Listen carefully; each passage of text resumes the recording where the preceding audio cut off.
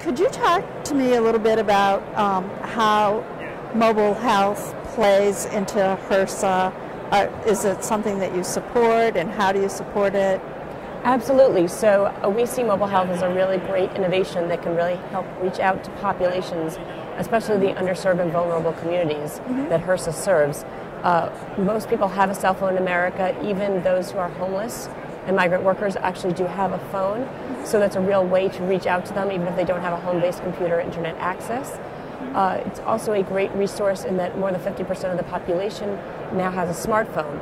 So it's a great way to not only give education and advice, but to connect people to social networks that can provide the support they need to help have them access information, and even with the new mobile health gaming theories to help them motivate better behavior and help them energize them to be better consumers of healthcare. All right. And I understand that you are a little bit involved, HRSA is a little bit involved with Text for Baby. Can you tell me what that situation is and how it works? Sure. So Text for Baby is a federal private partnership where we are working collaboratively with the private sector to help promote a program to provide text messages at no cost to parents and caregivers of children either during their prenatal stage, so when they first get pregnant, all the way through the first year of the baby's life. And these are messages that provide information about local resources, guidance about the child's development, information about nutrition. So we're also, HRSA is running, with partnership with other federal agencies, a national evaluation of this program to ensure that it actually is impacting the care of these children and the mothers. But preliminary results that have been published by private entities have shown that people have found these messages to be very helpful and useful. Okay, so those are preliminary results, but it seems to be, the uptake seems to be very good. Exactly. And we see it as a real opportunity to reach out to communities that may not otherwise have access to information on where to sign up for your local Medicaid program, or when is the right time to stop breastfeeding? Is there a right time to stop breastfeeding? One of the things I find most innovative is that Consumer Protection linked in and could send reminders about crib bumpers so that every mother enrolled could be warned that crib bumpers can be a safety hazard for their baby. So it was a real great way to get information out to a wide populous group quickly, right when they need that information. Okay.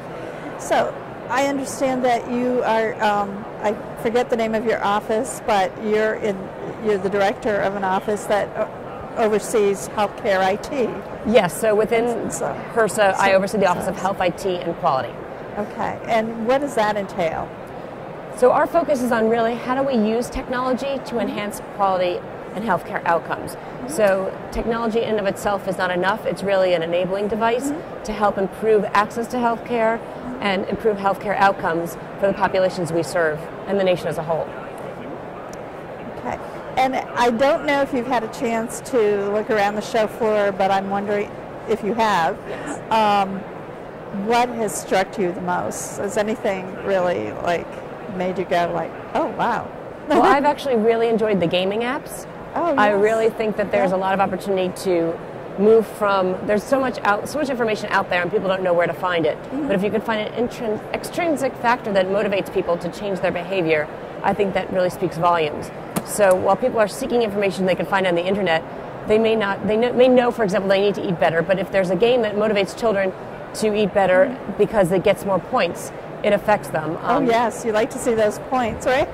And kids love unlocking those levels. There was one that I'm an Aetna member, and I was just looking at what new thing that Aetna has called Mind Bloom, where you have to support your overall health, and there's different leaves on a tree, and some of them, if you're not taking care of those needs, whether it's stress, whether it's sleep, whether it's nutrition, the leaves turn brown and fall off the tree.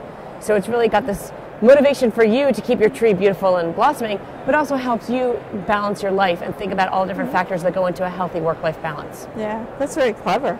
All right, thank you very much. Thank you very much.